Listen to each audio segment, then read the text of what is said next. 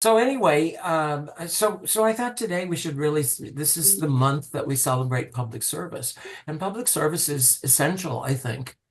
I've been participating in a number of rallies and demonstrations in effect, that basically are, we're trying to make sure that the federal service is valued, and that, people are treated as people.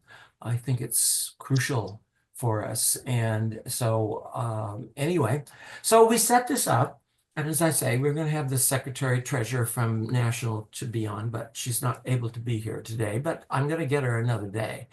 One good thing about having these Zoom meetings, we can get people from all across the country. And if you have ideas about people you want to meet or know about, it's perfectly fine. We'll try to set up meetings with them. We had a wonderful presentation Let's see. by people from the California uh, Forest Service and that department. But anyway, let's get started. And I'm going to start with Danny, okay? Danny's an active federal employee, and he happens to be someone who I'm familiar with and who, okay, I've okay, muted them. okay. Uh, Mute yourself if you have any noise in the background. Anyway, Danny's with the Wage and Hour Division, which was the division I was with as a federal worker and spent more than 30 years in that profession. Um, and he happens to be in an office that I used to be the manager of. And so I know him, and I think he has an interesting career to talk about. A lot of you don't know anything about the agency, and I would suggest that you can learn something from what the agency does. So I hope you'll explain what they do, and maybe some of the events that you believe are significant to workers. Okay, because that's what my agency focused on, was the rights of workers, the laws that affect workers, and to ensure that they were followed and to protect them May from. I interrupt just a second and just remind people that there's a transcript to this. So if you'd like to save the transcript, you can turn it on by clicking on More and select Transcript, and then you can have that to save. Okay. So, So let's move forward and have Danny talk about it. And I also want him to talk about a nonprofit that he has set up as a result of his work with federal workers, which is sort of interesting to me. And I think you'll find it interesting. So, Danny, you have about 10 minutes and tell us what we need to know, okay? Okay, good afternoon, everybody. My name is Danny Pasquill, and as Jerry mentioned, I work for the U.S. Department of Labor, the Wage and Hour Division. And Jerry, you won't believe this, but I just celebrated my 26th year with the agency. Yeah. Um, Congratulations. so I am actually the district director for the West Covina district office, which is in Southern California. And Jerry, back in 1997, opened this office, and we're in the same space all these years later. And so I have a team that investigates and enforces federal labor laws. Probably 70% of our work, we enforce a law called the Fair Labor Standards Act. And what that requires, it requires minimum wage, proper payment of minimum wage, overtime. There's record keeping provisions as well as child labor. If you haven't heard in the last year and a half, we've had a lot of child labor issues, specifically in Southern California and the poultry industry. A case that my office handled dealt with an employer who had he had two plants where they would process the poultry. You know, people were in a clean room and they would cut up the chicken and then they would send it out to different warehouses, and it would go to restaurants, it'd go to grocery stores, things like that. So we ended up going in with a search warrant, and we had the U.S. Marshals with us as security. and we had teams at both locations. And we were able to uncover more than 30 miners working in these poultry processing plants. And as a result, we had at the time the largest settlement. It was $3.8 million. And a lot of the employees, they were being paid at straight time. So when you work more than 40 hours, you're due time and a half. Well, they weren't paid that way. They were paid per piece. So they were paid on the number of boxes that they completed. And oftentimes it was, they should have been paid a lot more than what they received. So we ended up settling the case within a very short amount of time. 3.8 million hit the news, and actually CNN came down and they interviewed a few workers, and we were there at their home just to observe. And I can put that that story in the chat so you can watch it later. But it's a really great story, and it just talks about their struggle, and especially dealing with this employer down here in Southern California. So as a result of our case, the employer shut down.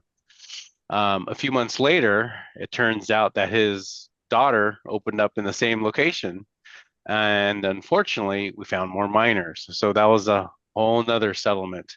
And one thing that we were able to get for not just the miners, but for all the workers, their back wages, an additional amount in liquidated damages. And then for the miners, they received punitive damages. So, some of these kids were receiving, $30,000 in addition to what was, already paid to them.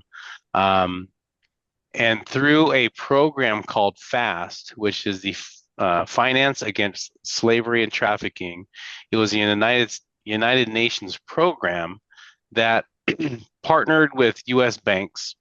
And through this process, employees who were part of these cases were able to open up bank accounts. So if you can imagine being a 15-year-old kid getting $80,000, you can't go to a check cashing place and hide that money under your bed. It's going to get stolen. So we were able to get a lot of the employees set up with bank accounts. They were able to deposit the money and live. And a lot of them went to school. They were able to connect with the local school districts, enroll, and hopefully they're on their way to receiving a higher education. So we've had a number of these poultry cases. Fast forward to 6 months later, our LA office handled another poultry case, and theirs was even bigger than ours. It turned out to be nearly 6 million. And I don't think we've ever had cases that big in the poultry industry, but it uncovered a lot of problems that we've faced and had to deal with. So in addition to poultry, we look at every industry. We look at construction, restaurants, healthcare, government contracts, you name it. I lost probably, 4 people in the last couple of months because of the fork. 2 were investigators, 1 was an administrative specialist, and the 4th person was a supervisor or an assistant district director, as we call them. I'm hoping I don't lose any more. We're already a small office, but we do very important work. We try to make things whole for employees. Anything else, Jerry, you want me to mention about wage hour? Yeah. Does anyone have any questions about his role and what he played and why his job is important and why public service is important? Okay. No, that's great. Yeah, no, it's sort of the unknown agency that continues to operate for years and provides millions and millions of dollars back to even the government, because sometimes wages aren't paid. When wages aren't paid, then taxes have to be paid. So Right. it's a never-ending kind of circle. Do you want to talk just for a minute about the nonprofit? I have a question. Sure. Oh, sure, Jesus. Yeah, I was just curious. How did you learn that something was wrong at that poultry factory? Well, we received a complaint that someone wasn't being paid overtime, and there was actually allegations of child labor. But when you go into these processing plants, it's really hard to tell because everybody's in the smock, they have a hairnet, their face is covered with masks, wearing gloves. So initially our team went in and couldn't find the kids, but it turned out that they were actually hiding them in the restrooms and locked closets. So, there was someone, and they had cameras, so they knew we were coming. But on the morning of the search warrant, we specifically said, the employer has to walk around to every single door, open it up so that we could double check. And by that time, the employees, they weren't scared anymore because they saw us, a few times. We even had, part of the search warrant was to open up a safe because there was an allegation that the employer was keeping passports inside the safe so that people couldn't leave. But the marshals were able to open it up, and luckily there were no passports being held. Deidre said, what happens if an employer can't pay the assessed penalties? Well, a couple of things can happen. If we choose to enforce the penalties, we can go to court, and our solicitor of labor will file against the company for the penalties, and there's a hearing and so forth, and hopefully they do pay. There's also times when if an employer doesn't file for an appeal, it becomes final, and then it can go through the collections process through Treasury. Okay, good. So quickly tell us about the nonprofit that you set up for. Okay, so has anybody ever heard of the Baker to Vegas run? Okay, so a few people have. Back in 1984, 1985, two LAPD officers started a race. And it only started off between 4 or 5 different stations. It was LAPD versus the LA Sheriffs. And it was a way to build up camaraderie amongst the two agencies and, and for bragging rights, right, to see who could win. And so it turns out to be a 120-mile relay race from Baker, California to Las Vegas. Now, the race actually starts 20 miles north of Baker on this 2-lane road, and there are 20 stages, the shortest distance being 4 miles and the longest distance being 10.7. And there's different elevations. You can go downhill, uphill. The hardest leg is 10.7 miles, and it's up and over a mountain. So this race, as I said, started back in 84 or 85. We just participated last month, and there were 263 teams. But it's something that I got involved in back in 07. And once I got involved, it was, I just loved it because not only were there other federal agencies, there were local PDs, counties, FBI, district attorneys, city attorneys, things like that, different agencies. So going back to 07, I noticed a lot of teams had uniforms, really nice T-shirts, they looked like a team. They had, sweatsuits and hats. And I always wondered, how can we get that? And so I spoke to our federal partners, and they told me, well, if the national office supports you, they'll help pay for it. And I was like, how am I going to get our national office to support the race? Because, when I saw the U.S. postal inspectors with their van and G cars out there, I was really jealous. So it turns out that our national office, even though they really encouraged us to continue running and team build, they weren't willing to say, yes, we're going to, help you guys out financially with the race. And that's fine. So after doing research and after talking to our attorneys all the way up in the national office, they did say, yes, you could form a nonprofit organization. You just can't, work on it during work hours or on work computers, things like that. And so that was fine. So a lot of my time is on weekends or in the evenings. So what we do is we raise funds to not only support this race and our participation, but we also encourage other federal employees to lead a healthy lifestyle. So oftentimes we'll sponsor someone who wants to do a 5K walk run or a 10K or even a marathon. We've paid for the entrance fees for people to do those races. During COVID, we couldn't race. So we had virtual races and virtual challenges. So I would send out an email and say, all right, everybody, let's do a 5K walk on a specific day and send me your times. And they had to prove it, right? So they'd send me a screenshot of their app, and then we would give t-shirts to the top 10 people, and it was really a way just to get people moving, especially during COVID. And also, one thing that we found is when people exercise and they take care of themselves, they're going to be more productive in the workplace as well. And that also has to do with finances too. When they had less, when they don't have to worry about all those different things, they're much more productive at work. So that's the benefit of having these programs alongside your normal government work job. So, and our nonprofit has been in place about 10 years now. Thanks, Danny. So as you can see, public service continues even outside of their jobs in many cases for many of us. And so I think that's a component I also wanted to celebrate today. And I'm glad we got to celebrate your career, Danny. I think Thank it's you. an excellent one, and I think the work you do is very valuable. Thank you. I think Joel had a question. He had his hand up, no? No, Danny, I just kind of echo what Jerry said. That was a clap really to say thank Oh. you. And good job on the collection. That's awesome to hear. Thank you. And I did put the link to the CNN story. You can watch it later on, but it's really interesting. Okay, great.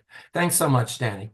Okay. Okay, next we're going to have Mike Crahan, who's going to talk a little bit about his career and sort of what happened after that career and how it led to what he currently does.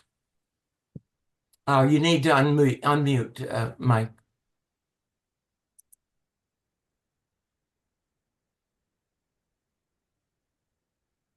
It's You're Michael good. Crahan, and There I you go. worked for the federal government for about 34 years before I retired. I started out just working in Hawaii as a temporary job as a laborer in Wheeler Air Force Base. Then I was inducted in the Army and I spent 3 years there. And then I came out. I worked a little bit for the Navy at Hunters Point, worked a little bit for the Post Office, and finished up about 28 years with the National Park Service. I did a variety of different things with the Park Service, and most of which dealt with maintenance. And I also organized or helped organize a union there with GGNRA. And that was a big experience. There was always many changes happening, and you can negotiate conditions of employment. Reorganization was almost every couple of years. There was some sort of a reorganization because it was expanding so much. And fortunately, employees would have a voice at the table, a voice with some sort of authority.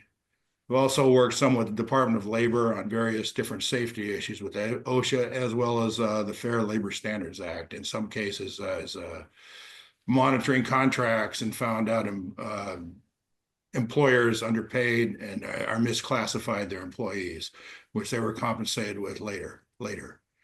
After I retired from the Park Service in 2005, I did a variety of things. I kind of did a contracting myself, and worked on various projects I'd been procrastinating for 20 years. And then I started to volunteer with the ASPCA and animal therapy work. And I had a dog that I spent a lot of time with and trained and went through various different testing and things before you get into this field. And we did this for about 15 years, 12 years before he died. Since then, I've also volunteered with ACE. I've done some work with the DAV, Disabled American Veterans, as well as the VFW. And I've worked political campaigns too, as that's mostly just footwork, door to door, pass out pamphlets. I've gone to different states campaigning for different candidates, as well as local issues. A lot of door to door with me. And so that's about what I've been spending my time at. And also have kind of a neighbor network that we deal with people. I live in an old neighborhood. A lot of people have aged here. It's in the Mission.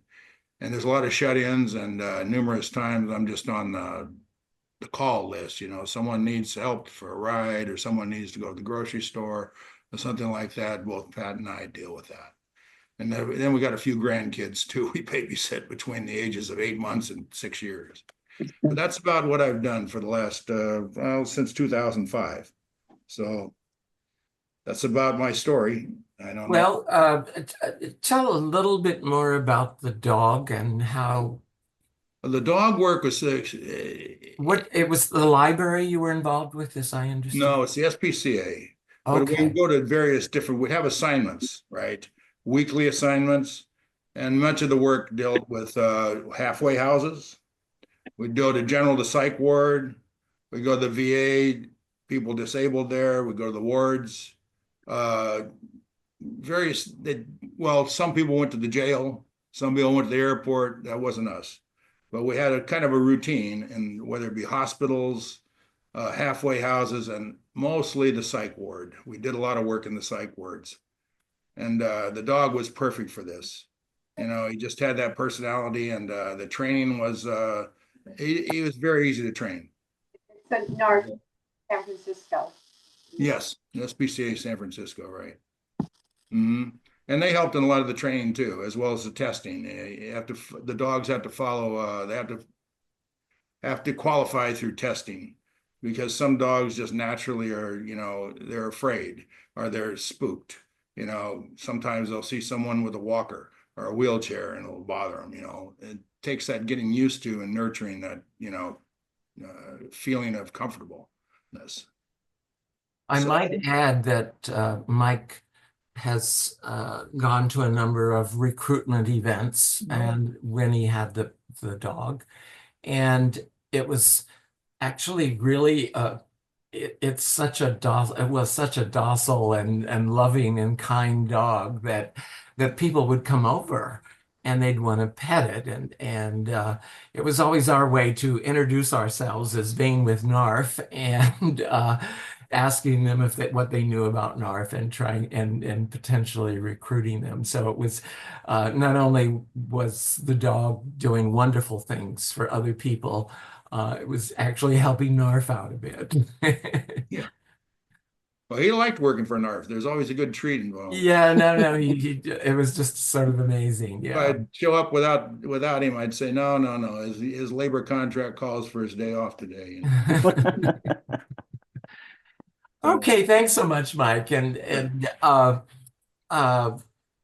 next we're going to talk with Martha Robb, and Martha can tell us a little bit about what she did at her work job. And then I think even more interesting is the interesting job she currently does. It's a lot of fun to retire because you get to do all the things you didn't have time for when you were working. But actually, I had a great career because I was a letter carrier in San Francisco, and I don't think you can get any better than that. I had never occurred. I went to college. I'm from the Midwest. I went to college in Ohio, came out to San Francisco with a free ride, never intended to stay here. Ran out of money. Worked for the phone company for a short while as an operator, absolutely hated it. They set up their work schedule so that you never saw the same people twice at a break, a lunch or a break. It was a very oppressive atmosphere. I saw one day a woman delivering mail, and I was flabbergasted. It had never occurred to me that a woman could have a job like this. And I said, well, how did you do that? Tell me about it. And I found out about the post office. I got hired. This was in 1970. I was one of the first women in San Francisco, the first batch of women. So maybe number 30 or something like that. Anyway, it was very interesting. A lot of the men that were in the post office all the time, it seemed like they were all 6'6". And it was, I came in at under 5 foot. And it was quite a difference for the Postal Service to get ready for women.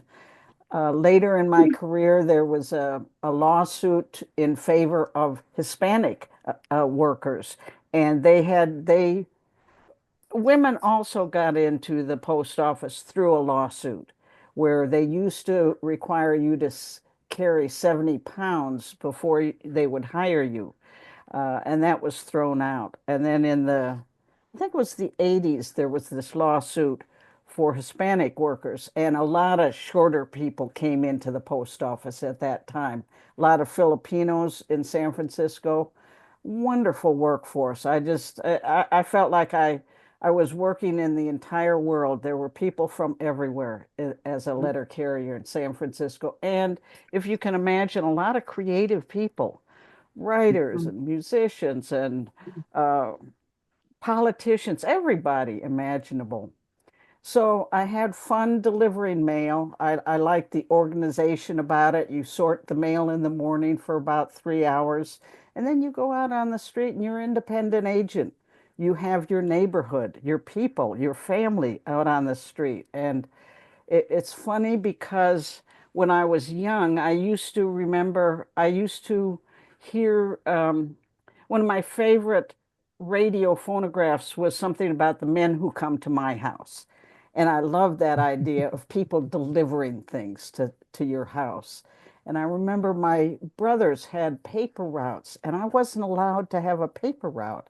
So it's like I grew up and I got the advantage of having a paper route. I got paid to deliver mail.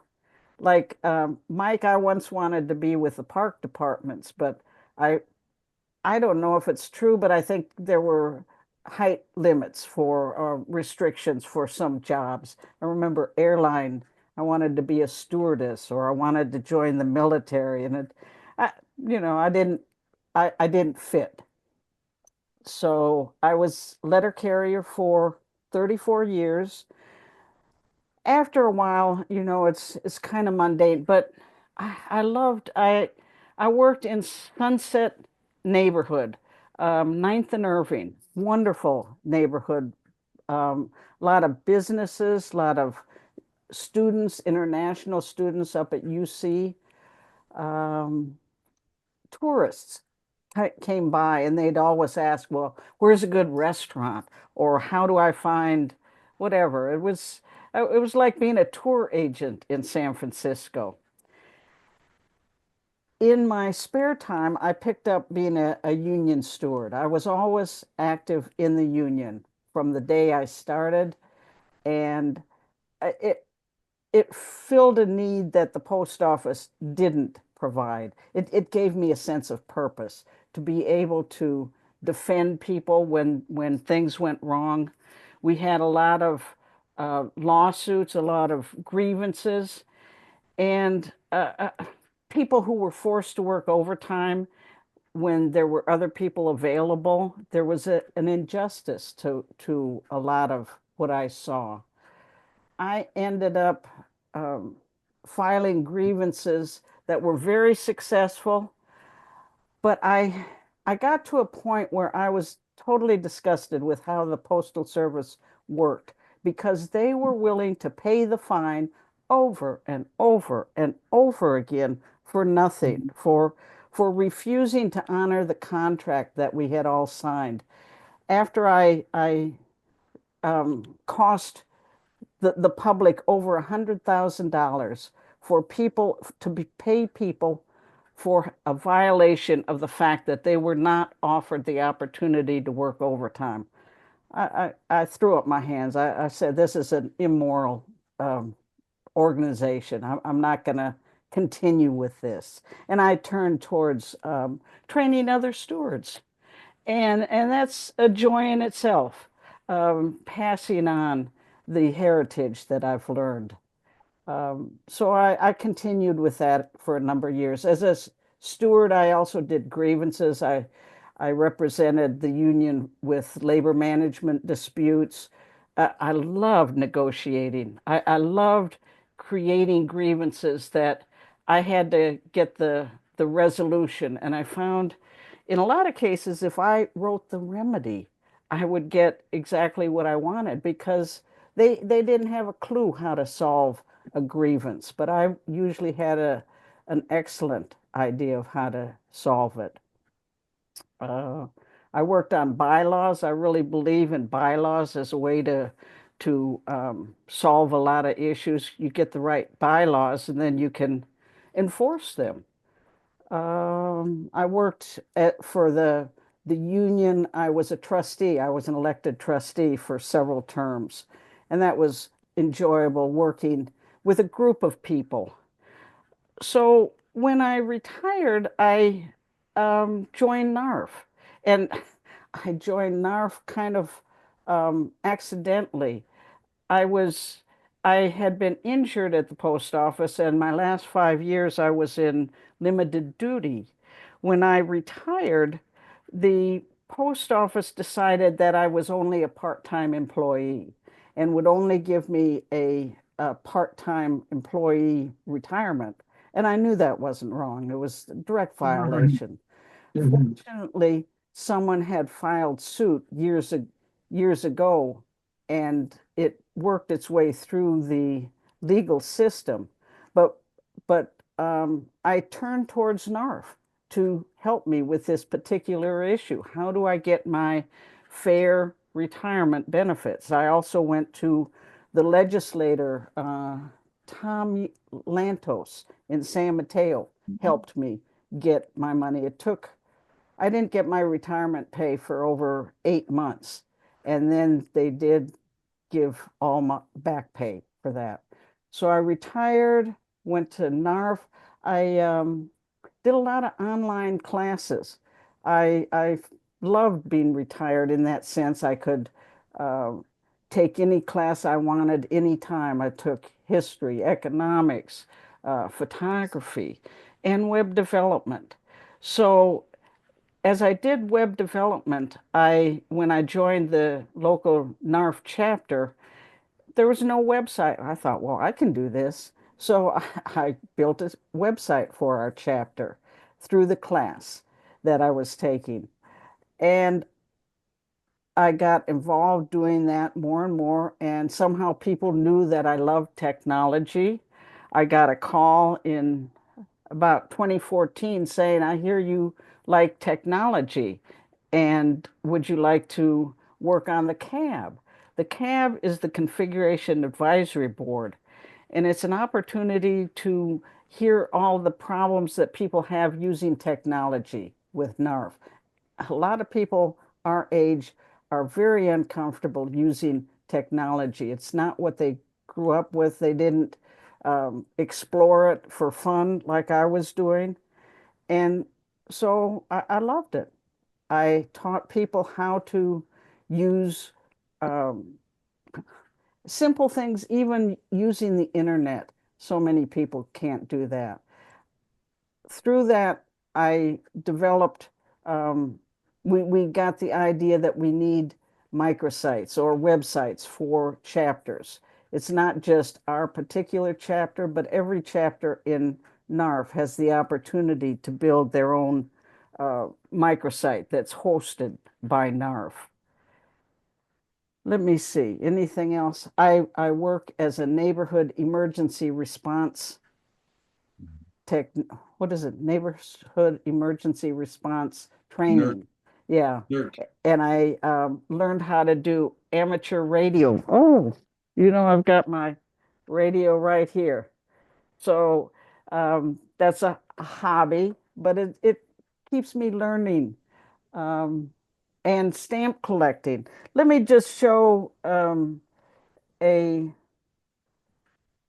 a what should we do here? This is a chapter, this is a website that we developed, and I was instrumental in getting these kinds of websites. And what we decided is we wanted to build websites that any member of NARFE would be capable of doing. So we constructed them with similar tabs up here at the top, and we've trained over 150 people, I believe, to be webmasters of these microsites. We have over 75 that have been published. And I just want to share this one that Diane, who's on the call here, is the webmaster for this site. And she constructed this album in public service recognition.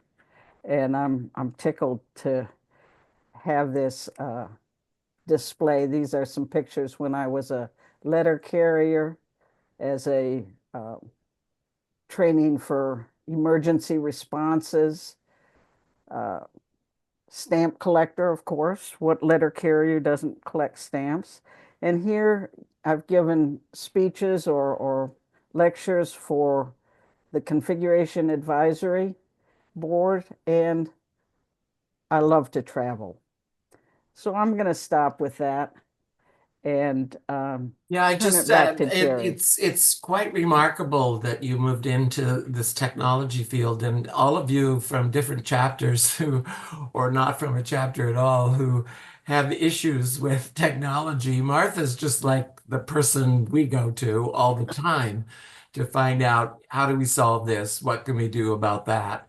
And she set up our chapter's Facebook page. She's just done a lot of things for the chapter to bring it into, you know, the current era, shall I say. So, you know, we're very appreciative of the work that she did as a postal person, but also as someone who continues to provide public service to us as an organization and to each individual. So, you know, as I say, these things, you know, public service is a very, very important. And I think, you know, we need to celebrate the kind of dedication and commitment that federal workers have had for so many years. And we're gonna close with a video that we're gonna show. And I don't remember. Some of you tried to get on to the Zoom meeting last time, or it was the time before, and couldn't get in because Zoom went down. It was the first time it's ever happened that it was not operative at the time we were having our meeting. And anyway, we were going to have Steve Walter come on. And so we didn't get to have him. So we got him again, and he'll talk a little bit about his public service. He was with the what's it? Geological GIS. Survey. Yeah, Yeah. yeah. And you know, he's an expert on earthquakes, you know, and so it's really sort of fascinating. But he's also going to talk a little bit about you know, what he's been doing currently, and it's been he's the legislative person for the Federation, but he's also the person who has done some things so that we as NARFE have been present at a number of rallies in the Bay Area in the last couple of months that I participated in, and he has. And there's a deep sense in the community in Northern California that, you know, federal workers need to be respected, that the rights of workers need to be respected, and that unions need to be respected as bargaining entities that have been crucial throughout the years and were established by Congress. So anyway, we're going to listen to his little video, and then we'll end the meeting on that note. And again, I apologize that we were not able to have the Secretary Treasurer from National NARFE, but I will have her back another time. She was unable to make it today. Jerry, are you seeing my screenshots Yep, of yes. people as well as my screenshot of No, no, okay, ju- so just you're okay. Steve. All right. Steve. Mhm. I will continue this video then. Okay. Yeah. All right. My name is Steve Walter. I am the chair of the National Legislation Committee for the California Federation. And I come into this sort of through the back door, as I did throughout my career with the USGS, as I'll talk about here. I'll start back in grad school just to give a perspective about how many left turns I took in finally getting a job with USGS. But let me share my screen here.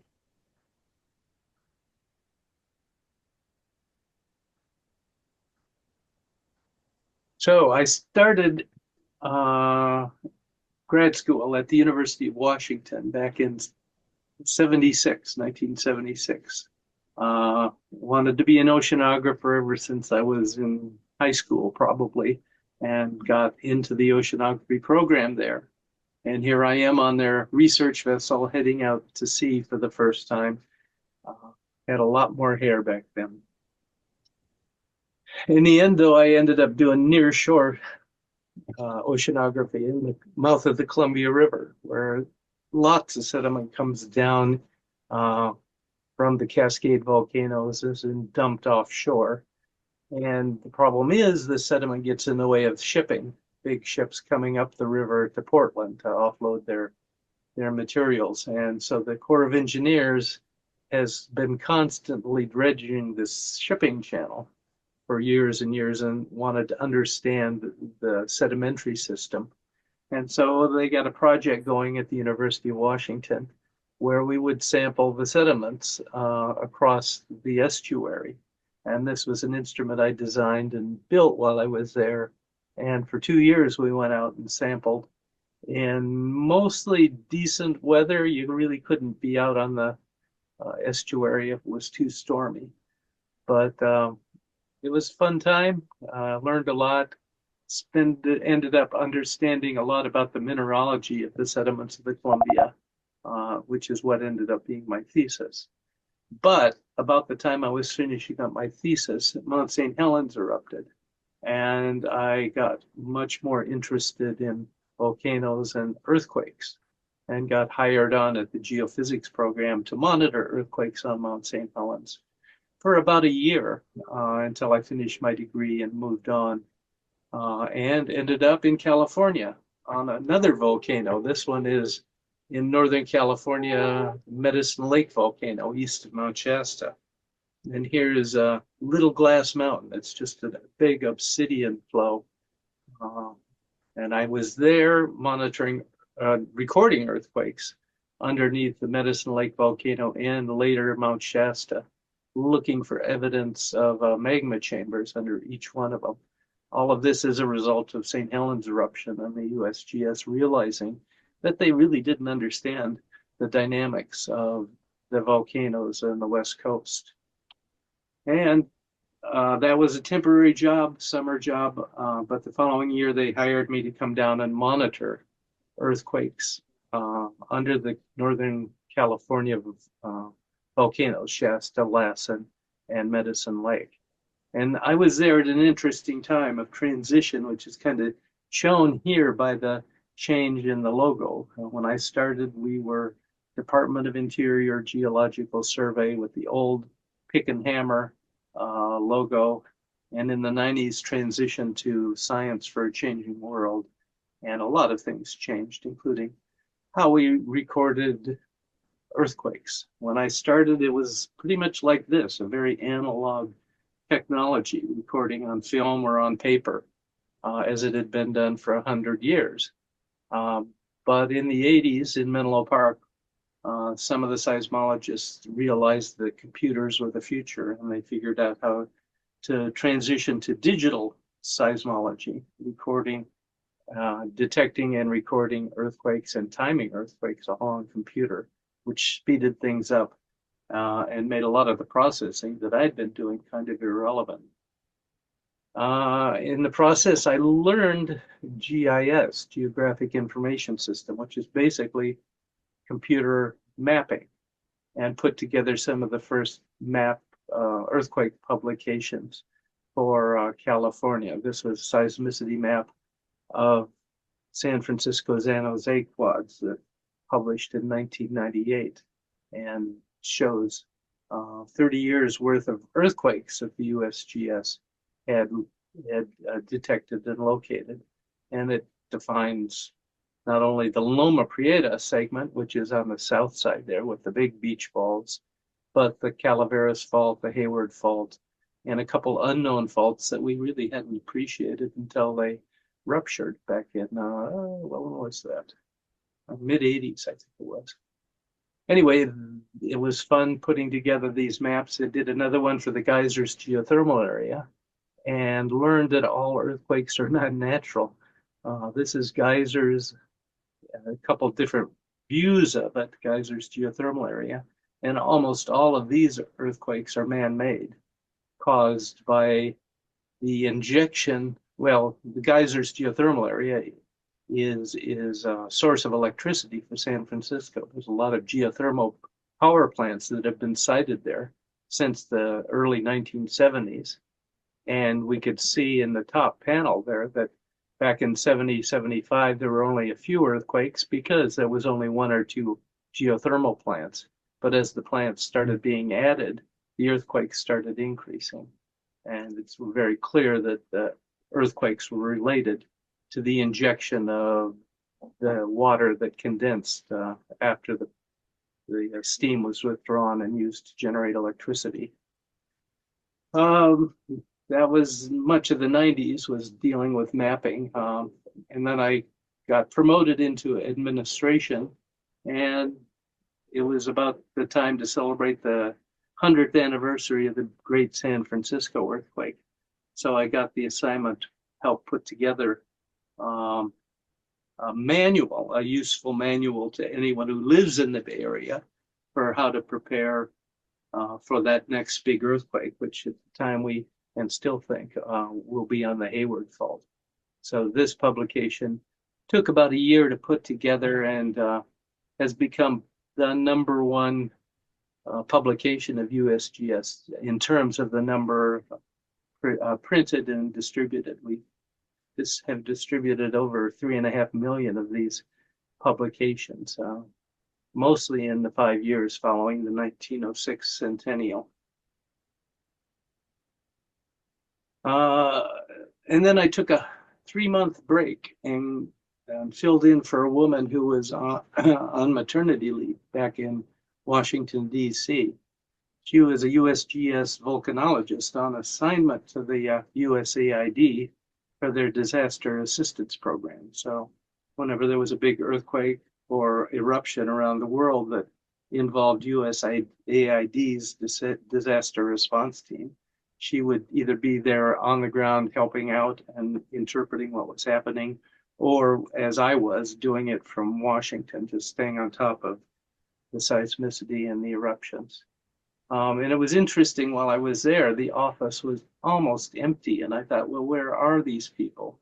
Well, this was 2010. And in February, there'd been that big earthquake, 7.5, I believe, in Haiti, that killed upwards of 300,000 people died in that earthquake, one of the most devastating earthquakes in the last century. And USAID folks were there all summer long and actually for the following few years.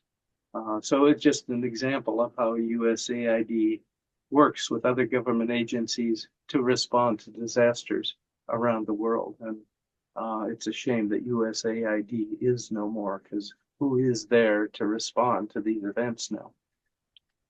While I was there, it was Labor Day weekend. I had the day off, so I took a walk down to the mall, and a beautiful late summer day, hot, muggy, humid, and stumbled upon this group that was identifying themselves as the Tea Party and were there to protest the federal government. Particularly, they were incensed by Obamacare, which had just passed, but they had a bunch of gripes about the federal government overreaching. And it's turned out that Tea Party is morphed into the MAGA movement, and we're confronting the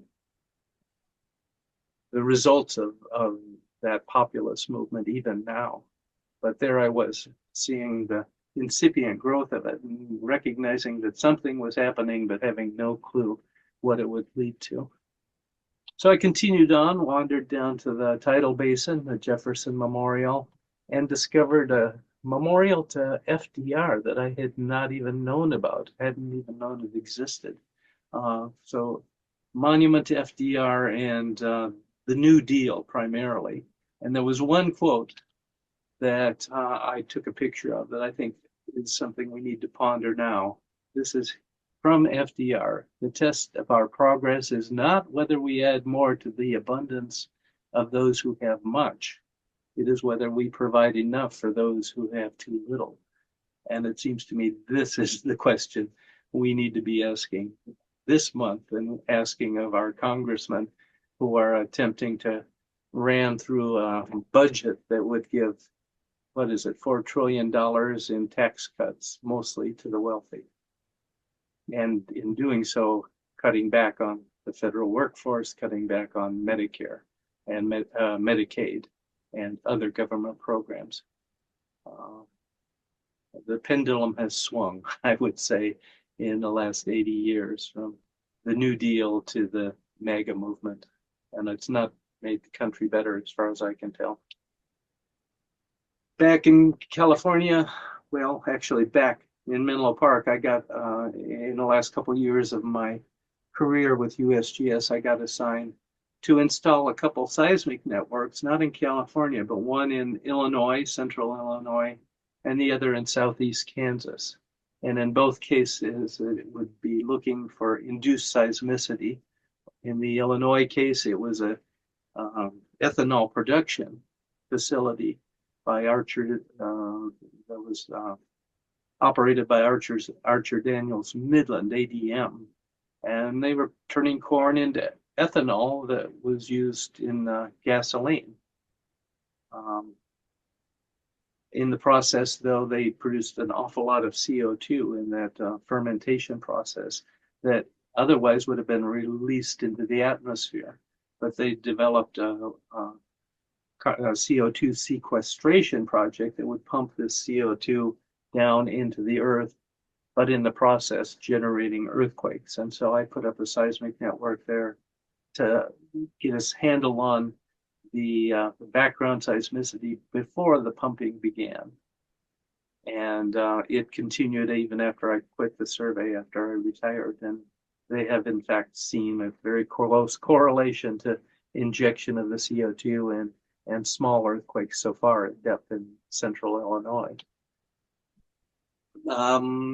This is my last day on the job. Cleaned out my office, closing the door, and heading off into what I thought would be retirement and all sorts of fun and travel. But instead I made the, I won't say mistake, but made the choice to join NARFE, the local chapter in Redwood City, where I was asked to take an officer's position, which in this case was just the legislative contact, the CDL, if you will, for the chapter. And that led to an offer to go to Washington that following spring for the LegCon convention, where we get trained on how to interact with Congress folks.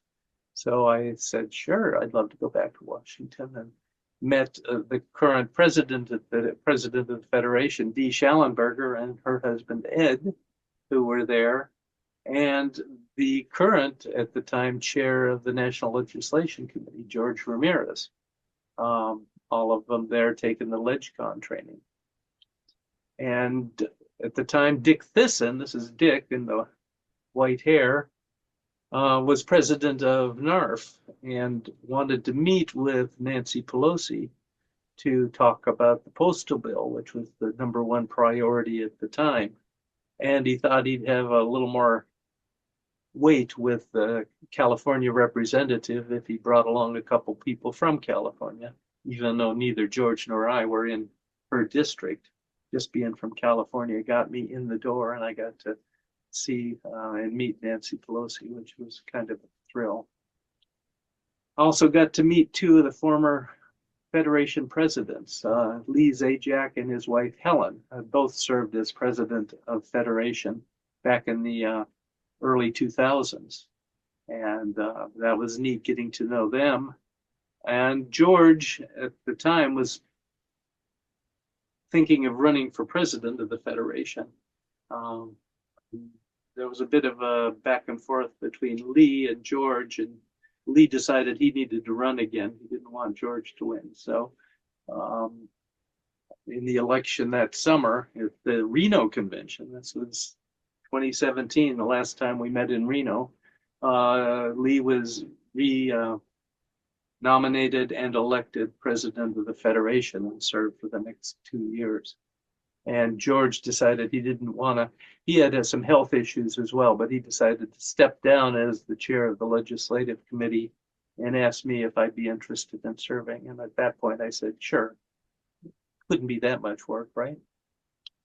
But it turned out, you know, California has 52 congressional districts.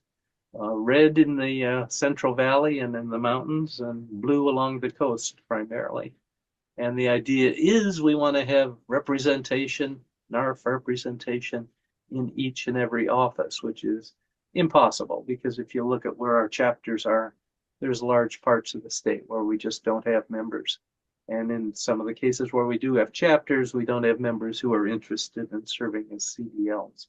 So as a result, if you look at, you know, this is a little out of date here, but if you look at the Congress critters in a number of cases, there is no CDL associated. Those positions remain vacant, and it's a challenge to try and find people who can represent NARFE's legislative goals in the representative's office.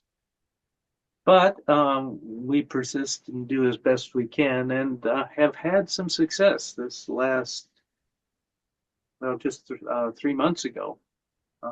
You remember Joe Biden signed into law the WEP GPO repeal, which had been the #1, well, a goal of NARFE ever since that law was passed back in the 80s under Ronald Reagan.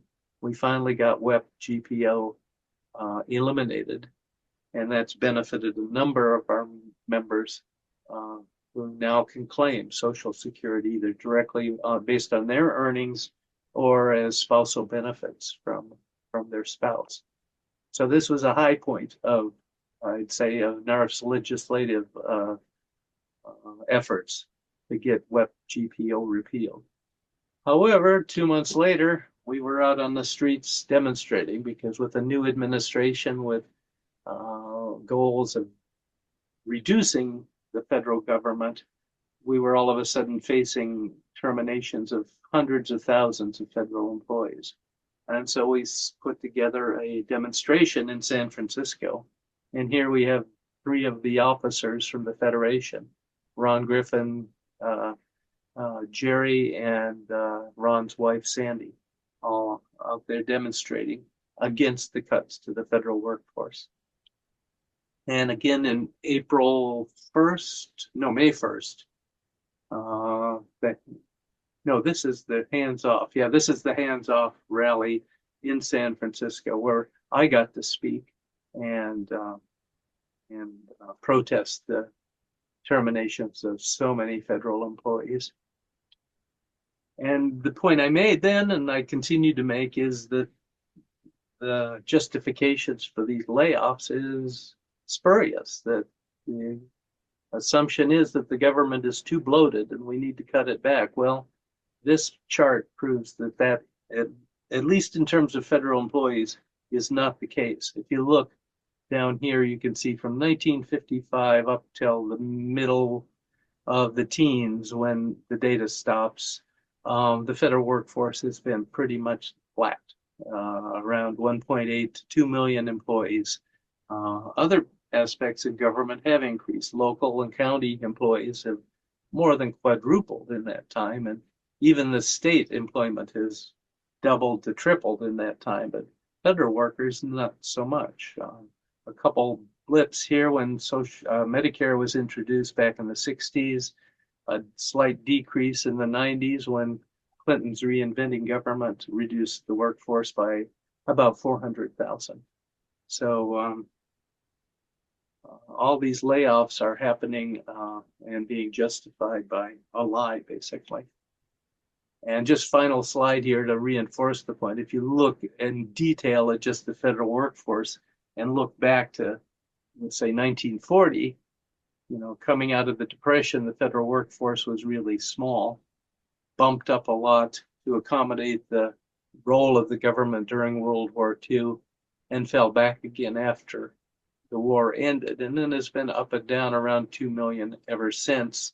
And the threat is that if the administration is able to achieve its goals of cutting the federal workforce by 50%, which is what they've stated is their goal, we will be back at a level that we haven't seen since the end of the Depression. And how we manage a country that's more than doubled in population in that time, with a budget that's more than quadrupled, with half of the workforce, it just doesn't make sense. So that's my experience and what I've been up to and what we will be up to in the next couple months, maybe for the next couple years, depending on how things go. It's a battle that is currently being fought and will be fought for the foreseeable future. Anyway, that's it. Any questions you'll have to ask Jerry or Pauline. Okay, well, thanks, Steve, even though you're not here, and I appreciate him doing that. He has had a rather interesting career. Again, the point of all of this is that I'm a strong believer in public service. I'm a strong believer in the roles all of you have played throughout your lives and continue to play, in a sense, meaning that we continue to contribute to our society because we care so much about our society. And to be denigrated or disrespected by,